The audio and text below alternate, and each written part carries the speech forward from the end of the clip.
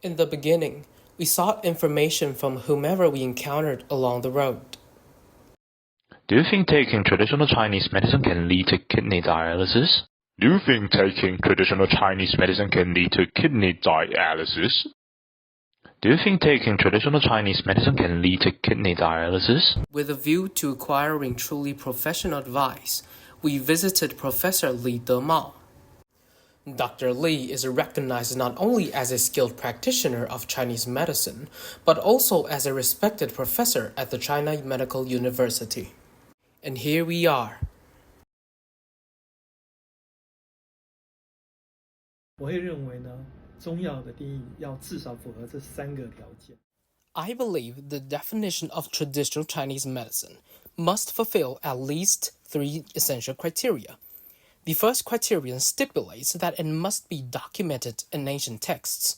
It must have a historical origin, with records dating back to the Eastern Han Dynasty, and evolving through significant stages, such as the establishment of the national pharmacopoeia during the Tang and Song dynasties. Only medicines that have been refined through generations of experience and documented in these records fulfill one of the criteria for traditional Chinese medicine. The second criterion requires that ancient Chinese physicians must have actively utilized it in practice. Many ancient texts are, in fact, compilations of hearsay.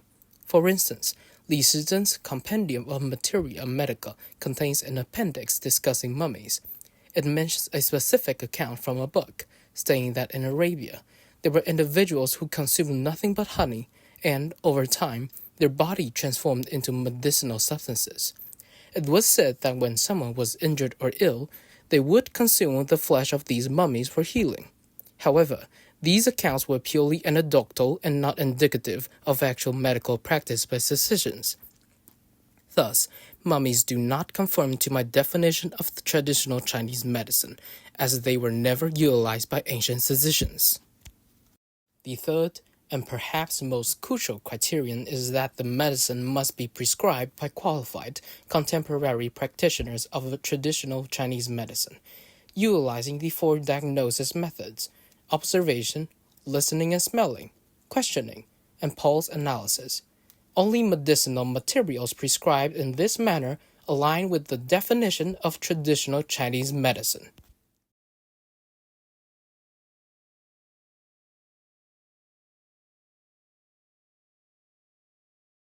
是药3分毒哈，一般的俗谚有这一句话哈。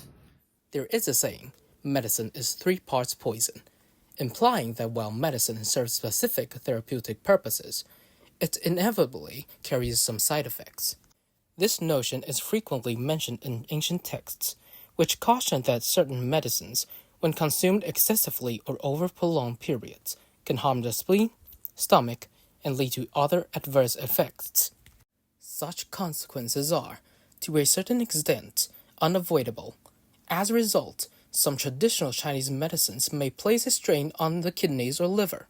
In light of this, the Ministry of Health and Welfare has established a reporting system on its website for Chinese medicine practitioners to log cases of adverse reactions. This platform allows the public, clinics, and hospitals to report any health issues they suspect might be linked to the use of traditional Chinese medicine.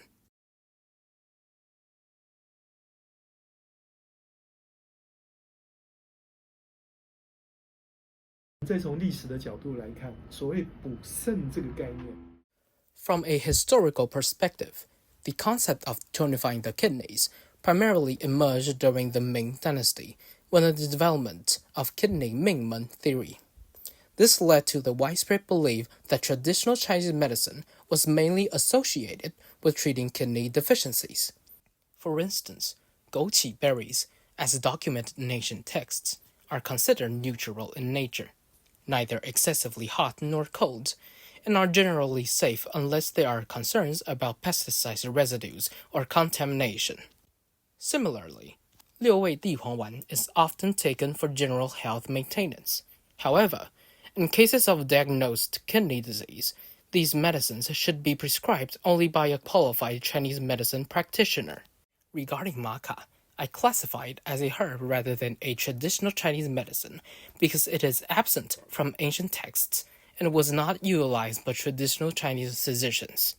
As such, I'm unfamiliar with its specific properties and effects and would not prescribe it. It is essential to clarify the concept of tonifying the kidneys, whether it pertains to the urinary or reproductive system, and to understand the underlying reasons for its use. This clarity ensures that the prescribed medication is suitable for long-term use and genuinely beneficial for the kidneys, rather than inadvertently causing harm.